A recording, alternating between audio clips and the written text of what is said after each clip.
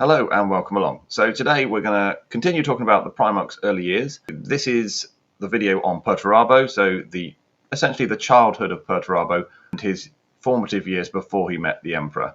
What did that time do to him? How did it shape him as a Primarch? And what can it tell us about his true character? So of course the first caveat is, as with all the Primarchs, their history is somewhat murky.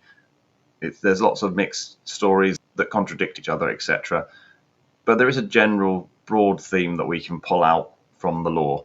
So let's start with what we definitely know. So Perturabo lands on a world called Olympia, a world that is a civilized world, but not a particularly advanced one in terms of technology, a one with lots of feuding kingdoms, and where although not fully in control of the planet, there was an overall more powerful leader, the tyrant of Logos, otherwise known as Damokos, who was powerful enough to have some kind of authority over the other leaders, but he wasn't in control of them. And there was lots of constant battles between the various kings, warlords, etc. of this world. And so it was quite an unstable place, full of violence, and a place where there was opportunity for someone with great skill in both warfare and the technology of war, such as the person Perturabo would become, to exploit and to excel in. So as a small child, he seems to have essentially looked after himself. So like all Primarchs, he grew very quickly, so much so that he got to the point where he could start taking part in this various wars that were going on, and he essentially hired himself out as a mercenary. That's how he got by in his early years, working as a mercenary. So probably he would have been relatively young at this point. It's hard to say how quickly a Primarch actually grows, but maybe from a few months old, he's big enough to actually be useful in a fighting scenario where he could hire himself out as a mercenary, or perhaps it took a bit longer, maybe it's like a year or something. But at some point, he is large enough to start working as a mercenary to support himself, and also as a sort of wandering artisan who could repair things and maybe start even making new things which he could sell. And so that's his life. He's wandering around this world of Olympia, never staying in one place for very long, doing a little bit of work as a mercenary, making some things, repairing some things, moving on to the next place, and so on. And he's just getting by like this. But of course, as a Primarch, he's getting better all the time very rapidly. And obviously, he's not going to stay unnoticed for very long. And so his prowess in combat would go up massively, and people would start to notice, well, there's this guy walking around who can like take on 10 people easily, or there's this guy that's made this incredible thing that no one else has seen before, or whatever. These stories are going to grow up about him, and they're spreading around this planet. Eventually, these stories about this child, probably a teenager in appearance by now, who is doing these impressive feats, starts to reach the palace of the tyrant of Logos, Damokos, and he thinks, well, this sounds like something I could use. This sounds like an opportunity. And so he sends out his men to try and find this person. Now, they don't really ever actually find him as such until Perturabo comes to them. So Perturabo is found climbing this mountain side that leads to Damokos's palace, and he's discovered by his guards and taken to meet the tyrant. And by this time, he probably looks like a fully grown human, although as a Primarch he has growing to do, but he probably isn't a fully grown Primarch, or the absolute massive size of a Primarch, but he would look like a young adult human, probably. And so he's taken in to meet Damokos. And so what Damokos does is he immediately gives him tests to see if he really measures up to these stories. And of course, he's Primarch, so he does. He can do anything he gives it. Any task he sets him, any person he wants him to fight and beat, he can. It's easy. And so he recognizes, okay, I've got to get this guy to join me. And so he makes a deal with him. He offers him his patronage as a lord. I'll protect you, provide anything you need, and you just work for me now. You just do what you've been doing before, but you do it for me. And Perturabo, at this stage, probably because this is the first kind of situation he's been in where this is a possibility. He can become part of this bigger thing. He's working for someone else.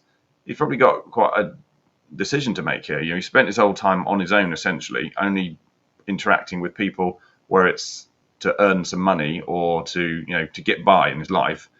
He's never really been part of any organization or anything. He's just literally he's come out of this gestation pod somewhere on Olympia, and then he's wandered around to survive.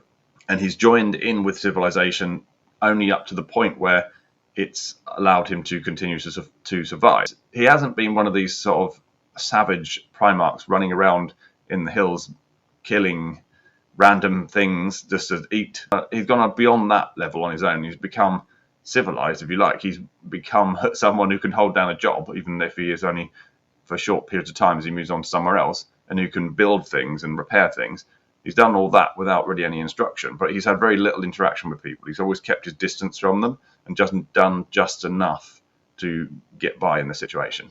But now he's presented with this situation where he could be actually taken to a civilization, to be an official member of a lord's retinue, to have a boss and someone that he has obligations to. There's someone he has to listen to and take commands from, etc., what he probably really hasn't had before. And so he decides that this is the best thing to do. He decides to pledge his loyalty to Damakos and to become his vassal. And once he's given that oath of loyalty to Damakos, he sets about completely honestly and earnestly to fulfill that oath and just does whatever he's ordered to do and does his best to further the aims of Damakos. He becomes his loyal servant and his most effective servant over time. So very quickly, as a Primarch, he learns all of the knowledge that the court of Damakos can teach him, anything about warfare, but also about architecture, medicine, etc., to the point where he's starting to write original documents and revolutionize the society by giving them all this new technology that he's creating, these new ideas. Perturabo becomes a true polymath. Now, he has a very high level of knowledge and skill in all subjects.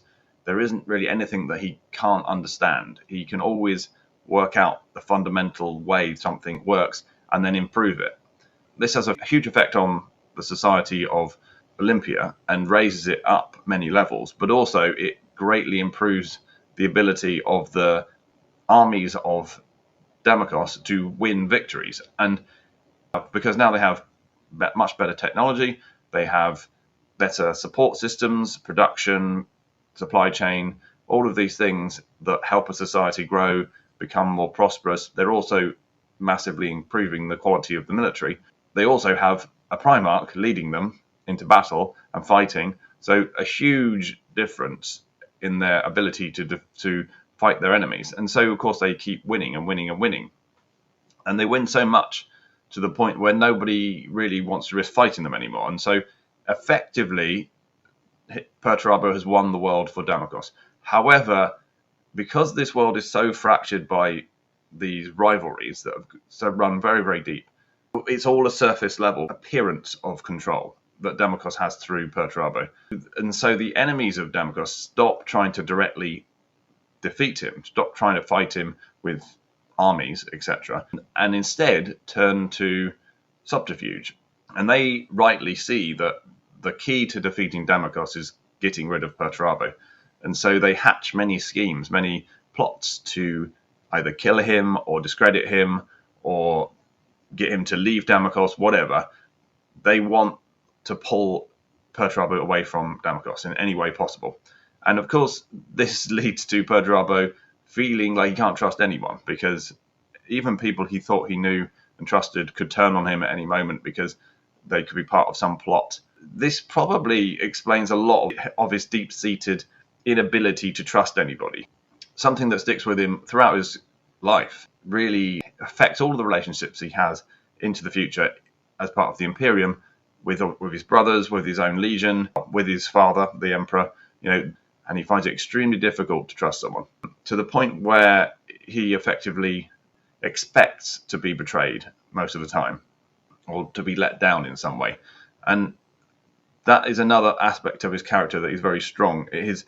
He feels like people are letting him down a lot. And I think, again, imagine if you're a Primarch, and perhaps not even just any Primarch. He's a genius even amongst Primarchs. His standards are so unbelievably high that no one can meet them and no one can ever really live up to what his expectations are. And so he often sees everyone around him as essentially failing to not live up to their potential or not deliver what they could really do, or what they should be doing if they are serving him.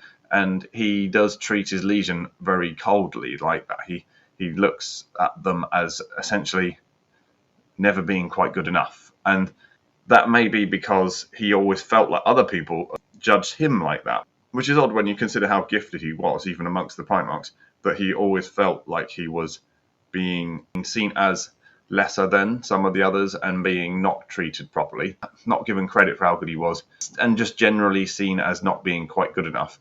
He kind of reflects that or redirects that feeling onto his legion, but it also seems to come from the fact that he just had these incredibly high expectations and was surrounded by people who he couldn't get up to that level, because at that time, of course, on Olympus, he's just dealing with standard humans. There's no way they can reach anywhere near the standards he would hope to see.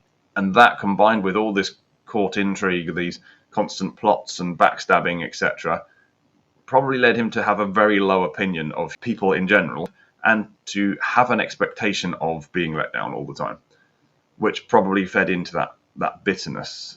So he's kind of creating this character flaw in him of this kind of cold, reserved nature where he finds it impossible to trust others or to really connect with others, because it's coming from both directions. Like he has this expectation because everyone has always let him down, and people are always seem so pathetic because they're constantly trying to plot their way to defeating because they can't defeat him in any other way, and they can't match up to him in intellect or physical ability.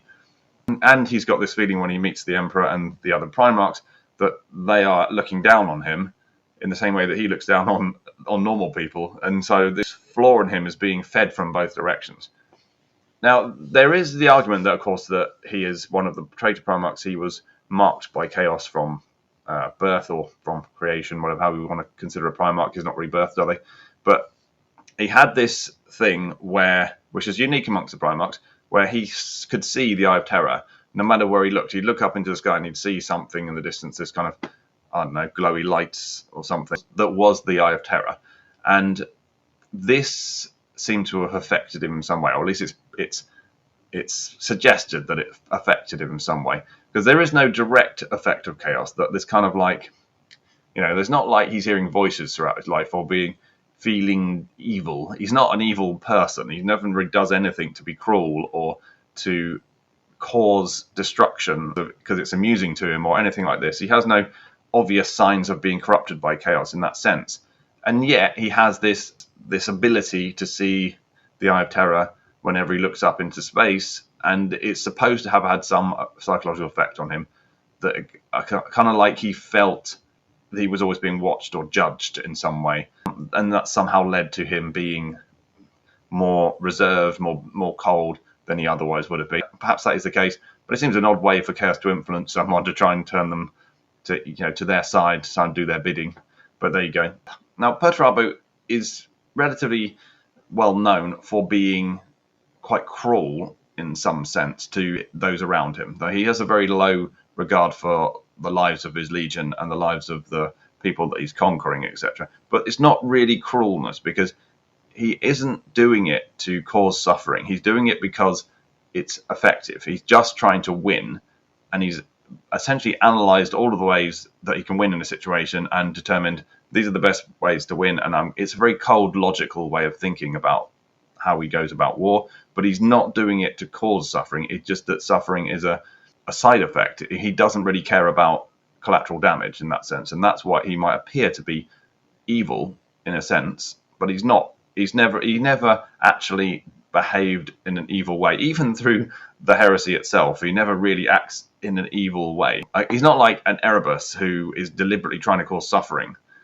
He's not like Comrade Kurz, who enjoys punishing other people and actually abusing them physically. He doesn't get any satisfaction from that. He just does what he thinks is best to win in a situation. It's a very cold, logical way of thinking about things, but it's not what you might call evil or cruelty. And in many ways, he seems to demonstrate quite a sound character throughout his time on Olympia. He could have easily taken over control of the planet. He could have been the Lord of Olympia, but he never did. He never took control of the planet until the Emperor gave him control of the planet effectively. Now, when he was there serving Damocles, he just did that. He served it. No matter what Damocles did, even when he saw that Damocles was quite corrupt. And partly the reason that Olympia was the way it was so full of intrigue and conspiracy and backstabbing is because Damocles was very corrupt as a leader. People didn't want him to be in control, but they couldn't stop him physically because he had Perturabo. They were justified in trying to overthrow this guy because he was a terrible person. He was very corrupt. And so although Perturabo himself didn't become corrupt in that sense, he didn't copy him in his activities, his corrupt activities, he didn't stand up to him, he didn't stop him because he'd sworn an oath to follow him and do his bidding, essentially. So he just did that. And he never took control because he didn't want to break his oath.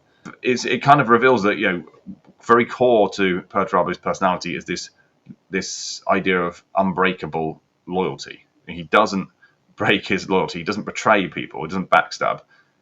And that you see that throughout the heresy as well, which is weird, obviously, because he has betrayed the Emperor.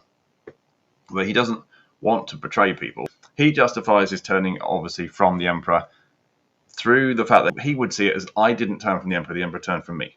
He realised essentially that the Emperor was treated him in such a bad way that he didn't owe the Emperor his loyalty anymore, and he gave it to Horus instead. And then, even when Horus was doing some pretty weird stuff and not really serving the agenda of winning the heresy, he remains loyal to Horus, despite the fact that he's basically carrying the heresy as its war leader. He's the general that is doing the most things to win the heresy. He's the one that is being the most successful and the most consistent. Many of the other Primarchs go off and do random stuff, disappear for years, whereas he's just there trying to do a job, trying to win the heresy, with all his brothers messing about and making it as hard as possible to actually win. And yet he remains loyal to Horus, despite the fact that he could very easily have overthrown Horus at times, because Horus was very vulnerable at certain points in the heresy to being overthrown. And if, in fact, Lorgard tries to overthrow him, many of the other Primarchs just walk away and go and do their own thing. They don't feel particularly loyal to Horus at all. But Perturabo has this thing where once he's given his word to something, that's it. He's going to keep it, which makes it all the more obvious how badly the Emperor has treated him throughout the Great Crusade, to drive a wedge between them so big that Perturabo can walk away from his pledge of allegiance to the Emperor without feeling guilty about it. Yet another sign that the Emperor really does create a lot of his own problems.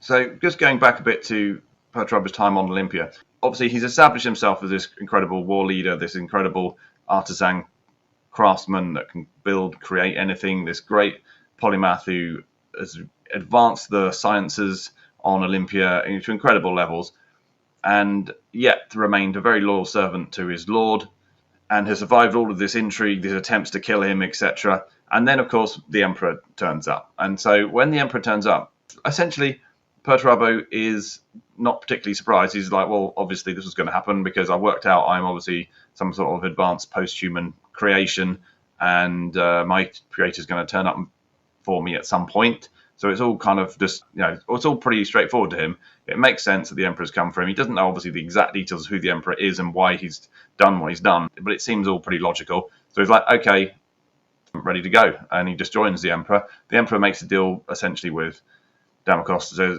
you join the Imperium and you'll be the Lord here, and we'll take this guy away because he's my son. And Damocles is like, okay, great, because it doesn't really affect him. He's still Lord of the planet, and now he's got Imperial backing, and he doesn't have to have the shadow of Perturabo hanging around, who he's probably quite afraid of. Even though Perturabo is 100% loyal, he doesn't know that, and he probably is used to people betraying him, and so probably assumes at some point Perturabo is going to try and kill him, and being Perturabo, he's not going to be able to stop him. So he's probably quite relieved to get rid of him, to be honest, at this point, because the only good thing about having Perturabo around was it gave him this advantage over his rivals. But now he's got the Imperial backing, he doesn't need that. So he's going to remain in charge, and that's all that matters. Now, unfortunately for him, the Emperor kind of lied to him a bit. So once Perturabo is taken away, gets trained in the arts of war of the legions, etc., gets the full briefing from the Emperor of what's going on, and comes back, Damocles has been removed from power. The Emperor has given the lordship of the world of Olympia to Perturabo, because that's just what you do.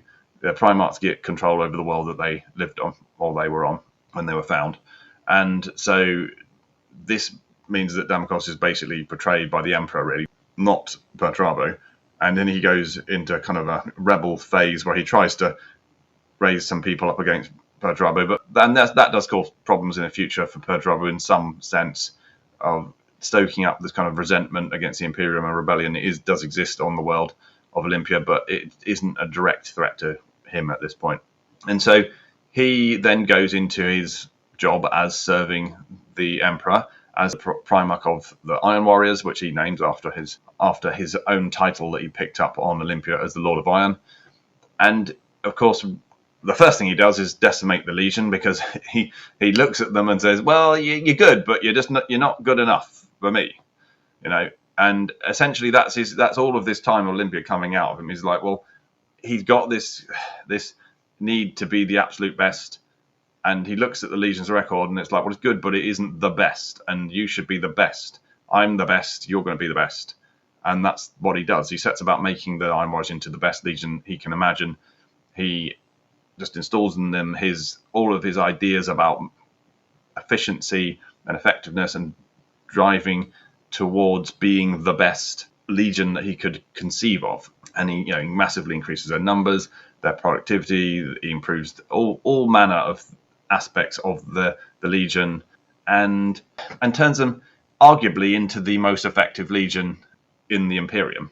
Now, of course, there were some other people might argue with that amongst the other Primarchs, but they were right up there. They were right up there in terms of size, in terms of battles won, in terms of territory gained, etc. They're up there, driving the Great Crusade forward in the name of the Emperor.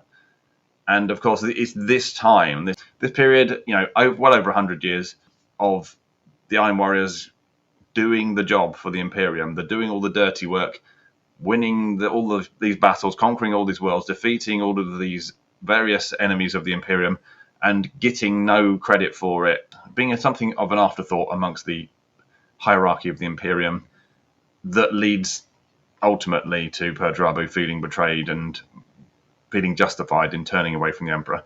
But why is he vulnerable to that happening? It at least can probably at least in part be taken back to the fact that on Olympia he was set up for that. He was so used to people failing around him and so used to being betrayed that he could really only see that explanation for anything. And so when he became the leader of a Legion and was winning all these battles, and he wasn't being given all the plaudits that others around him, like a Guilliman or maybe a Sanguinius, a Horus, were getting, he kind of slowly built up into him as like, well, why am I different? Why are they treating me differently? Because I'm up there. I'm at least as good as they are. Why aren't I getting the plaudits? The Emperor must have some agenda against me, essentially, and it grows in him, this feeling. And maybe the Emperor did have some kind of dislike for him or something, but he certainly didn't treat him anywhere near as well as he did many of his other sons. He did treat Perturabo very much like the disposable tool that he says he thought of all of the Primarchs as, but he didn't treat all of them quite like that, did he? Perhaps it's fair to say that Perturabo did have a point in his criticism of the Emperor. So, over to you. What do you think? Do you think Perturabo had any justification in eventually turning against the Emperor? Do you think that time on Olympia really is what turned him into the person he became, who was vulnerable to going down this path towards eventual treachery, even though loyalty was actually very much at the core of his being? Or do you think it all comes down to that initial corruption, if you like, of the powers of chaos, this mark of chaos, this sign that he was somehow connected to chaos, of being able to see the Eye of Terror right from childhood? Is that something deeper within him, this pull of chaos that was always pulling him towards that path of the traitor? Of course, let me know what you think in the comments. Like, subscribe and share, and I will see you next time.